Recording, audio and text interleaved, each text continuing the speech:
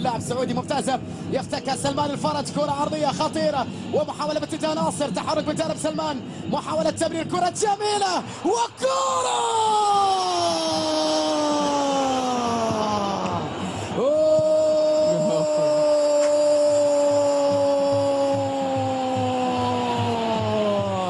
هدف أول للأخضر.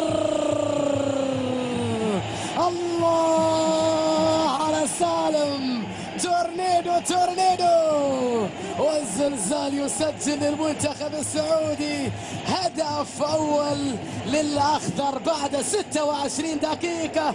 أخيرا المنتخب السعودي يصل لمناطق البحرين، جميلة من سلمان، بعد ذلك ناصر، شوف التحرك بعد ذلك من جانب سالم الدوسري، مر من حارس المرمى، تأخر في تمرير الكرة ولكنها بعد ذلك وصلت لمصلحة ناصر الشمراني اللي كان في المكان المناسب.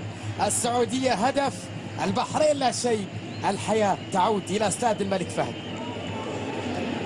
هدف هل كان منتظرا كابتن؟ نعم كان منتظر، خاصة بعد ما الفريق البحريني، احنا قلنا الفريق البحريني يعتمد على يعني اسلوبه تكتيكي الكابتن عدنان يعتمد على الغلق المنطقة، بس فتح المنطقة حقيقة جت الاهداف، وهذا يعني هذا ما نتمناه انه يتم